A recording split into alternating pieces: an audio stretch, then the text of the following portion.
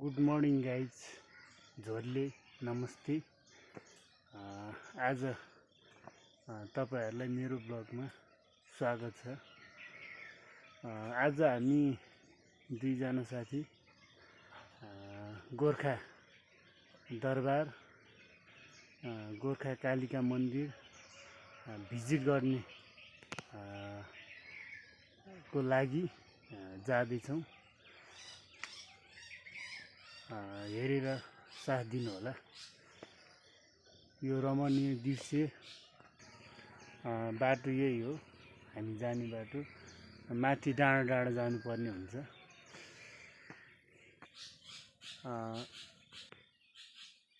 उहाँ चाहिँ मेरो एकदमै मिल्ने साथी सुभाष घिमिरे। हाई नमस्ते, म सुभाष घिमिरे फ्रम ताप्लेजुङ।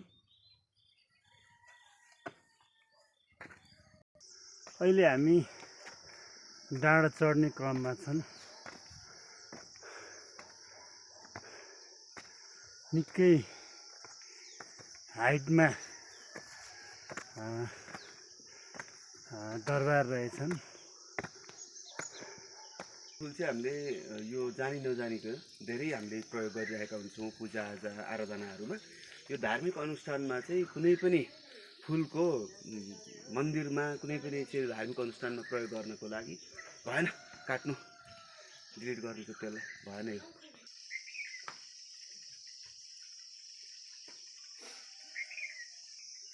दरबार प्रदेश इलाका आउँदैछ गाइस। गोर्खा जिल्लाको पृथ्वीनारायण शाह जन्मेको ठाउँ, ऐतिहासिक ठाउँ। ल गाइस, गोर्खा दरबार नजिक आइपुग्यौँ हामी। निकै हाइटमा रहेछ।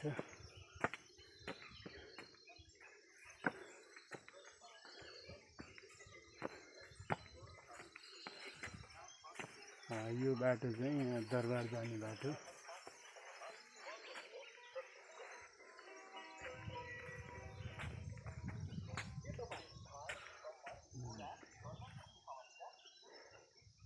क्या स्ट्राटेजिक छ यार। ढुङ्गै ढुङ्गाले बनेको माथि चुट्टी डाँडामा यो ढुङ्गै ढुङ्गाले यो बनाएको यो गाह्रो हेर्न सक्नुहुन्छ। दरबार प्रवेश गर्ने क्रममा छौँ।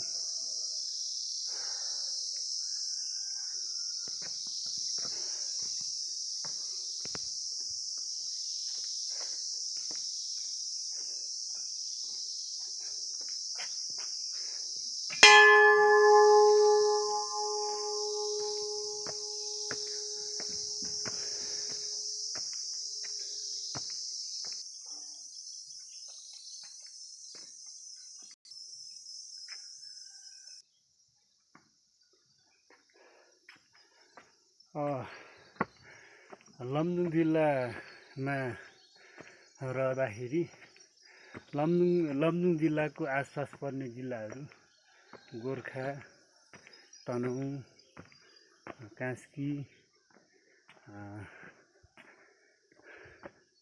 यसो भिजिट गरौँ, यसो घुमघाम गरौँ भन्ने उद्देश्यले एउटा सम्झना रहन्छ भन्ने हिसाबले भिडियो बनाएको छु।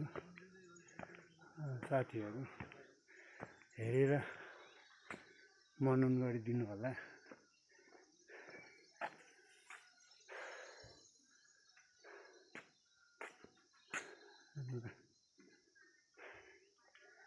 एकचोटि आउनै पर्ने ठाउँ गोर्खा दरबार।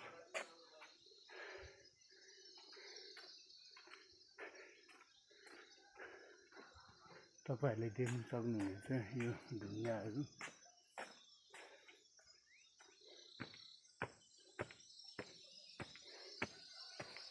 ल हेर्नुहोस् रमणीय ठाउँहरू। ल हेर्नुहोस् गाइस, वाउ छ वाउ। डाँडा चुट्टीमा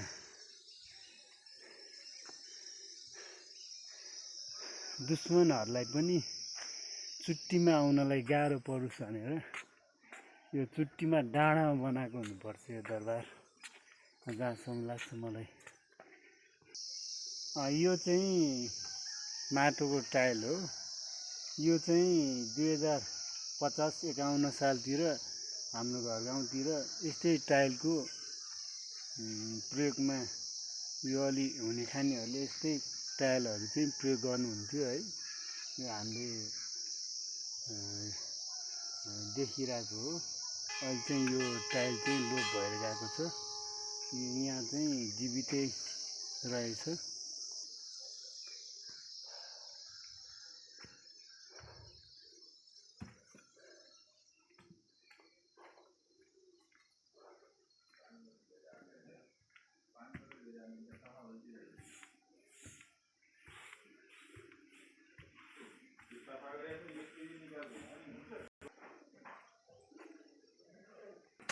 गोर्खा कालिका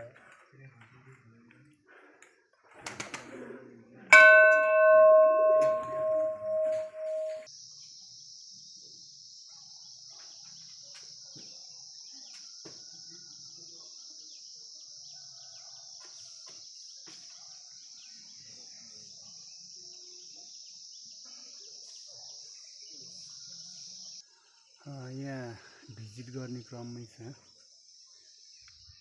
यहाँ भोलेनाथको मन्दिरतिर छिर्दैछौँ।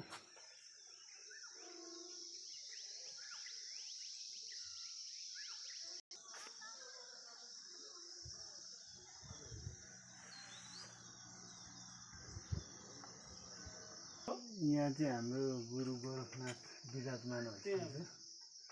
यहाँ भित्र अहिले यहाँ चाबी लगाएको अवस्थामा छ।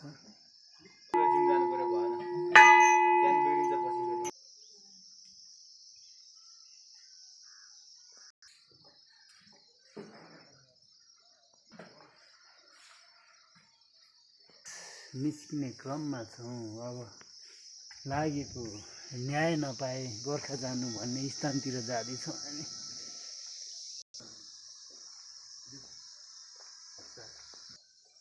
ल हामी चाहिँ रामशाहको दरबारतिर लाग्दैछौँ।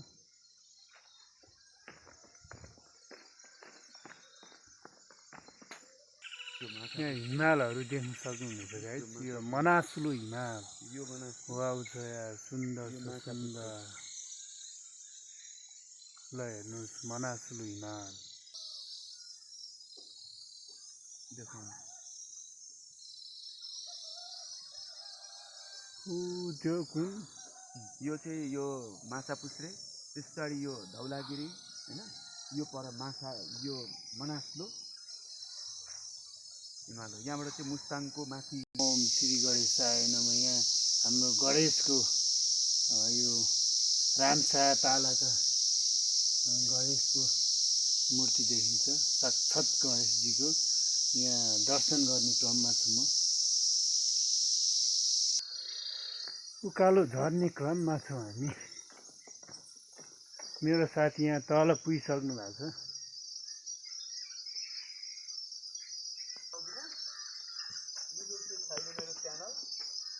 अनि रामशाहको जन्मथलो रामशाहको दरबारतिर छिर्दैछौँ। देख्नुहुनेछ तपाईँहरूले यहाँ अवशेषहरू ढुङ्गाहरू।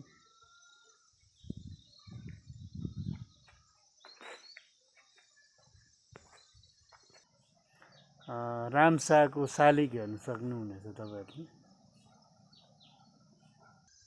हामी चाहिँ अहिले लमजुङबाट गोर्खा घुम्ने क्रममा अहिले हामी गोर्खा दरबार आएको छौँ र गोर्खा दरबार नजिकै चाहिँ गोर्खा कालिका पनि रहेको छ।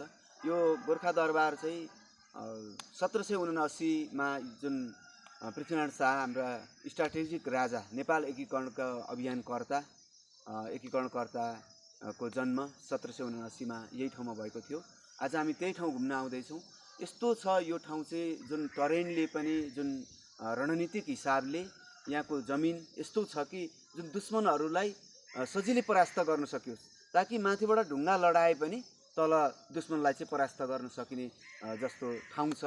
पहिलाको हाम्रो जुन पुर्खाहरूले, पहिलाका राजाहरूले यतिसम्म चाहिँ रणनीतिक थिए कि उनीहरू जुन ठाउँको जमिनको छनौट गर्दाखेरि यस्तो यस्तो जमिन छनौट गरेका थिए। त्यसैले नै भएर होला लडाइँहरूमा पनि सफलता प्राप्त गरेको। त्यही भएर चाहिँ हामी वीर गोर्खाली भनेर हामी चिन्न पुर्खाहरूकै जुन योगदान छ। अहिले त्यहाँबाट चाहिँ हामी जुन ऐतिहासिक स्थलहरू हेर्दै हेर्दै घुम्दै आउने क्रममा हामी रामशाह पार्कमा आइपुगेको छौँ। यहाँ चाहिँ हामीले देख्न सक्छौँ रामशाहको शालिग पनि। रामशाह चाहिँ के को लागि बढी हामीले महत्त्व दिन्छौँ भने जुन 2224 राज्यहरूमा त्यतिखेर जनताहरूलाई चाहिँ जुन न्यायको लागि कुनै पनि ठाउँमा मान्छे अन्यायमा पर्यो भने गोर्खा जानु, गोर्खामा गएपछि रामशाह हुनुहुन्छ, त्यहाँ चाहिँ गोर्खा गएपछि न्याय पाउनुहुन्छ भनेर जुन हामीले पढिरहेर आएका छौँ, जुन इतिहास पढेर आएका छौँ, त्यो चाहिँ यही रामशाहले नै जुन सिद्धान्त प्रतिपादन गर्नुभएको। अहिले चाहिँ हाम्रो जुन न्याय, जुन अहिलेको प्रणालीलाई चाहिँ यही पुरानो तरिकाले नै यसरी नै गर्ने हो भने सबै जनताहरूले कसैले पनि अन्यायमा पर्नुपर्ने थिएन। जुन हाम्रो रामशाहले चाहिँ त्यो उसलाई प्रतिपादन गर्नुभएको छ। हस् त, धन्यवाद। हामी चाहिँ अब सङ्ग्रहालयतिर जाँदै हो हामी दुईजना।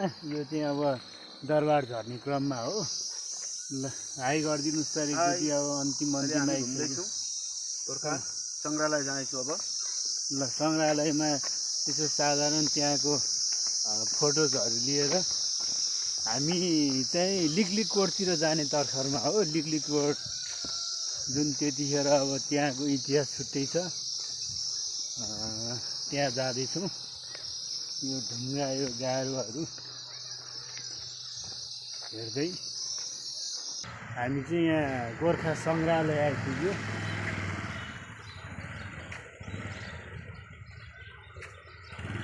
गोर्खा सङ्ग्रहालय आइपुग्यो। गोर्खा सङ्ग्रहालय